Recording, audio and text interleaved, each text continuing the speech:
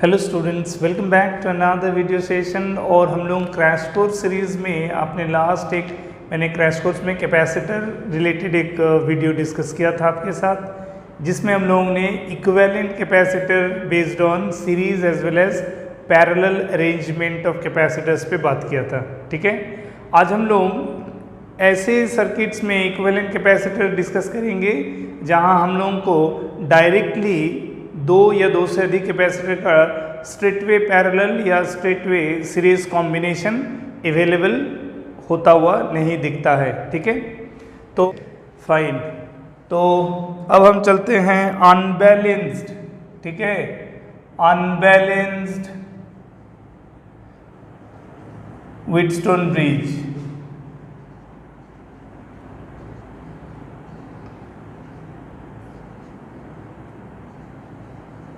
Unbalanced Wheatstone bridge. Unbalanced Wheatstone bridge में discuss करेंगे for capacitor.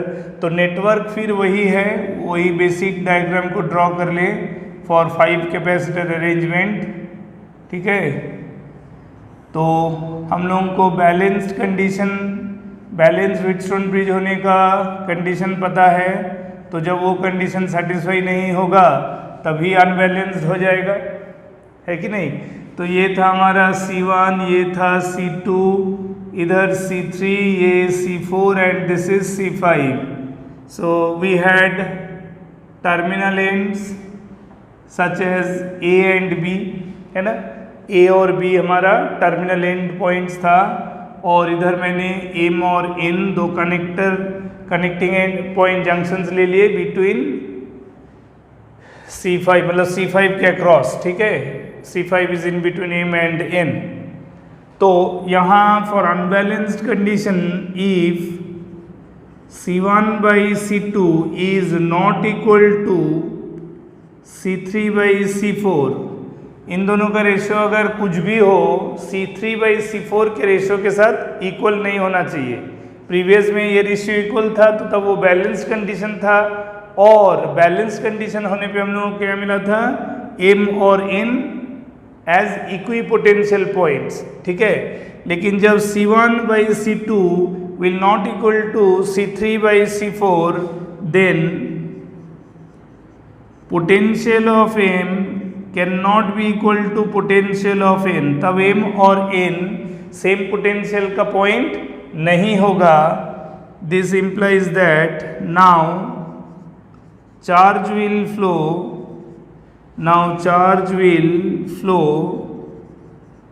through C5। now charge will flow through C5। अब C5 से charge flow करेगा, क्योंकि हम जानते हैं कि कोई भी दो पॉइंट के बीच में पोटेंशियल डिफरेंस होने से ही उन दोनों के बीच में चार्ज फ्लो करता है। तो M और N जब डिफरेंट पोटेंशियल होगा तो उन दोनों के बीच में चार्ज फ्लो करेगा, चाहे वो M to N की तरफ फ्लो करे या वाइस वर्सा N से M की तरफ। तो जो भी चार्ज फ्लो करेगा वो उस कनेक्टर में रखा हुआ कैपेसिटर C5 के थ्रू पास करेगा, यानी कि M और N के बीच में चार्ज का फ्लो करना इस बात को बताता है कि the fifth capacitor that is C5 that too will be getting charged. ठीक है, वो भी चार्ज होगा, यानी कि इसको लिख सकते हैं now all 5 capacitors will be charged. तो इस अरेंजमेंट में अब पांचों कैपेसिटर चार्ज हो जाएगा, and then we can get the C equivalent between A and B। ठीक है, तो अब 5 कैपेसिटर जब कनेक्टेड हो जाएगा तब यहाँ एक दूसरा थ्योरी लगाना पड़ेगा, because this implies that no two capacitors are either in series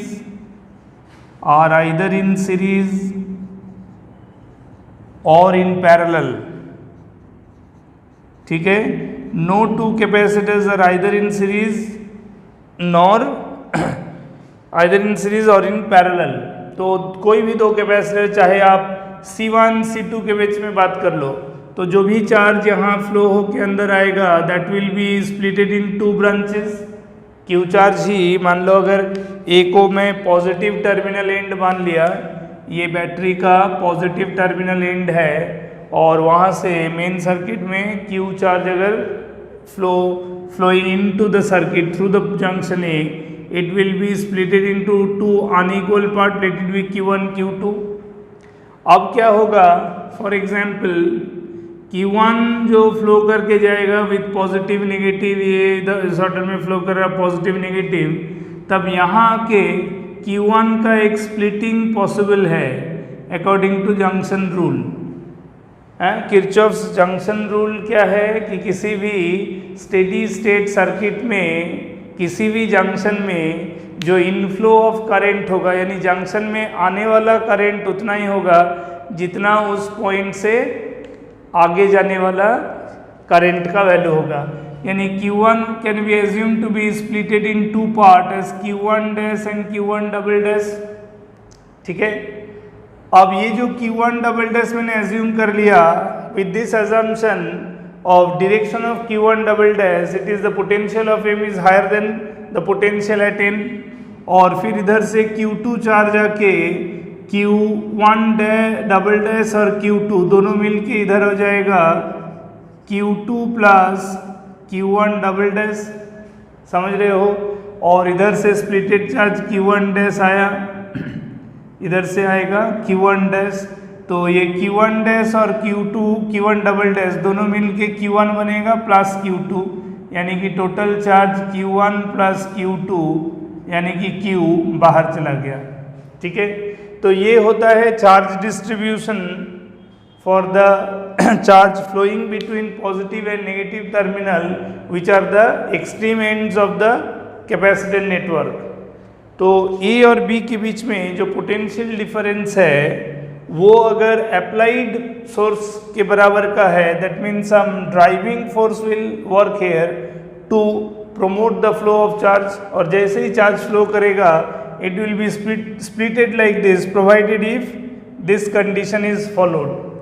ठीक है, अब है कि ऐसे क्वेश्चन में 5 charge capacitors are operating in the circuit, और मान लो तुमको पूछा गया find equivalent capacitor, find equivalent capacitor between A and B, find equivalent capacitor between A and B. अब तो देखो कोई भी दो कैपेसिटर आपस में सीरीज में भी नहीं है, पैरेलल में भी नहीं है, तब ये जो हम लोगों ने चार्ज डिस्ट्रीब्यूशन किया इसी के सहारे मेरे को ए से बी तक का इक्विवेलेंट पोटेंशियल इक्विवेलेंट कैपेसिटेंस निकालना है। तो इसके लिए हम लोग क्या करेंगे, किरचॉफ्स का एक और रूल है दैट इज लूप रूल। ठीक है, लूप रूल में क्या होता है, in loop rule net potential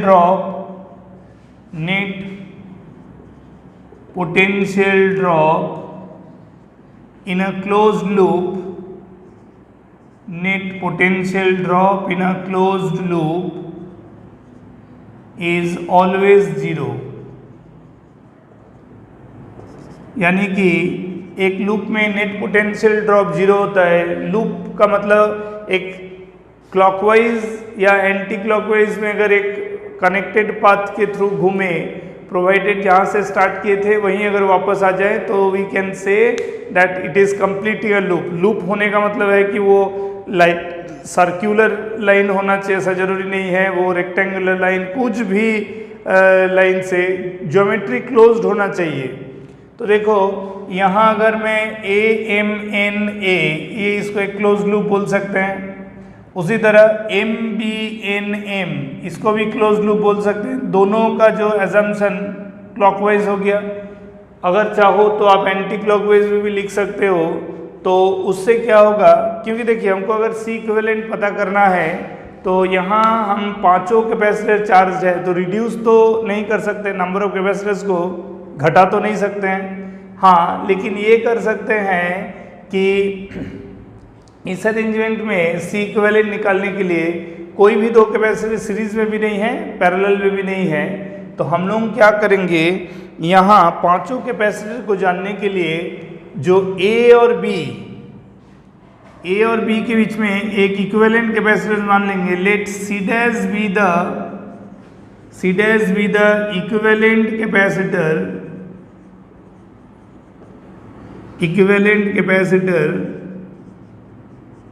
between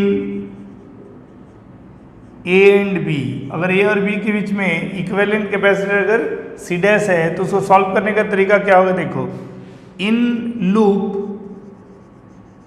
loop A M N A, ये क्लॉकवाइज हो गया ऑर्डर जैसे मैंने लिखा, A M A N A ऐसे जा रहे हैं। तो इसमें अगर पोटेंशियल ड्रॉप पूरा लिखेंगे तो पहले अक्रॉस C1 वो पोटेंशियल डिफरेंस होगा charge by capacitance Q1 by C1। इस दो पॉइंट के बीच में जो पोटेंशियल डिफरेंस होगा which is the applicable between A and M, that is amount of charge flowing divided by capacity, because Q is equal to CV। तो Q by C करेंगे तो V मिल जाएगा। और फिर M से N जाएंगे तो वो होगा हमारा Q1 double dash by C5, क्योंकि अगर मैं क्लॉकवाइज जा रहा हूँ तो चार्ज का भी ऑर्डर उसी डायरेक्शन में है बिटवीन ए एंड एम जो मेरे क्लॉकवाइज जाने में फेवरेबल है। तो while taking a loop order, loop rule लिखने का तरीका क्या है, जब भी एक लूप ऑर्डर लिखेंगे या एज्यूम करेंगे क्लॉकवाइज लिखना है या एंटी क्लॉकवाइज चलना है, तो वहाँ ध्यान देना कि जो भी आप लूप ऑर्डर सिलेक्ट करते हो, क्लॉकवाइज सिलेक्ट करते हो या एंटी क्लॉकवाइज, किसी ब्रांच में इन दैट लूप किसी ब्रांच में चार्ज का डायरेक्शन ऑफ फ्लो आपका चूजन ऑर्डर से मैच कर जाता है तो across that capacitor potential difference can be written positive. तो यहाँ हम इसके अक्रॉस लिख दिए Q1 बाई C1, यहाँ Q1 डैश बाई C5, और फिर यहाँ के N से अब A चलेंगे ताकि लूप कंप्लीट हो सके। तो जब N टू A जा रहे हैं तो वो चार्ज से ऑपोजिट, तो जब चार्ज से ऑपोजिट जाएंगे तब लिखेंगे माइनस, तो minus Q2 by C2 that is equal to 0। तो नेट पोटेंशियल ड्रॉप 0 हो गया, किसमें, loop A M N A में। उसी तरह इस लूप में भी आप चाहो तो क्लॉकवाइज ले सकते हो, तो उसको फिर लिखेंगे in loop M B N M, यानी M से शुरू किया, B गया B से N से M, तो M से देखो B जाएंगे तो पोटेंशियल डिफरेंस होगा Q1 डैश बाई C3। ठीक है, इस ब्रांच में कैपेसिटेंस C3 है, तो चार्ज बाई कैपेसिटेंस, चार्ज का ऑर्डर मेरे चूजन ऑर्डर के साथ मैच कर रहा है, लेकिन यहाँ while going from B to N ये कंट्राडिक्ट कर रहा है। मैं जा रहा हूँ इधर लेकिन चार्ज इधर, तो अगेंस्ट द चार्ज जा रहे हैं अक्रॉस द कैपेसिटर, तो माइनस लिखेंगे, यानी minus of Q2 plus Q1 double dash divided by C4। ठीक है, और फिर N से M जाएंगे again against the current, so minus of Q1 double dash by C5 that is equal to 0। तो ये जो दो लूप से जो दो इक्वेशन आया, इन दोनों इक्वेशन को साइमल्टेनियसली सॉल्व करेंगे तो we can evaluate the value of, मैंने तो चूंकि न्यूमेरिकल वैल्यू नहीं लिया तो इसलिए मैं इसको सॉल्व नहीं कर रहा हूँ, बेसिक मैकेनिज्म बता रहा हूँ, क्योंकि इसको सॉल्व कर जाएंगे तो बहुत लार्जर वैल्यू आ जाएगा। तो ultimately what we have to do, we need to solve the equations and देखो दो इक्वेशन है लेकिन नंबर ऑफ अननोन क्या है, Q1 Q2 Q1 dash Q1 double dash 4 है, तो at least Q1 dash plus Q1 double dash को लेके फिर Q1 कह सकते हैं, तो रिड्यूस किया जा सकता है। ठीक है, इसको हम लोग जो न्यूमेरिकल सॉल्व करेंगे तो वो डिस्कस करूंगा। तो अब सवाल है what is the last step, अब फाइनली करना क्या है हमको। मान लो ये assume charges according to charge distribution मिल गया, लेकिन मेरे को निकालना क्या है, C effective between A and B। तो उसके लिए क्या करेंगे, देखो मैं जैसे ही मेरे को ये सभी एज्यूम्ड चार्ज का वैल्यू या उनके बीच में आपस में रिलेशन मिल जाएगा, then what I have to do, using a path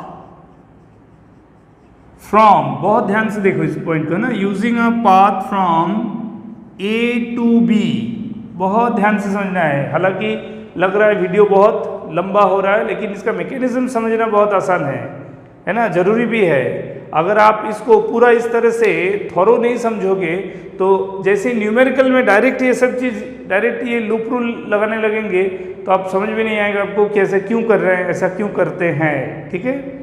तो क्योंकि लूप रूल के अलावा यहाँ कोई दूसरा चारा है नहीं, हम डायरेक्ट पैरेलल या सीरीज का फॉर्मूला नहीं लगा सकते हैं to reduce the number of capacitors और to evaluate the C effective between the 2 points, ठीक है।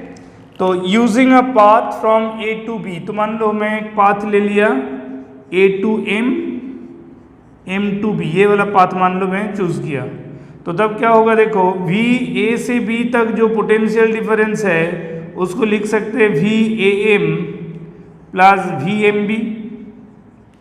अगर ए से बी जाने का मेरा पाथ है ए एम बी, अगर तुम चाहो तो ए एन बी लिख सकते हो, तब भी ए टू बी का जो पोटेंशियल डिफरेंस होगा across this plus across this. तब देखो मेरे को पता है वी ए एम का potential difference is the potential difference across this capacitor, so it is Q1 by C1 plus across this it is Q1 dash by C3। अब देखो ये जो इक्वेशन सॉल्व हम लोग कर रहे थे, अगर मान लो, अब लॉजिक को समझो, getting the relations of Q1 dash, Q1 double dash and Q2, ठीक है, we can, getting the relations, we can simplify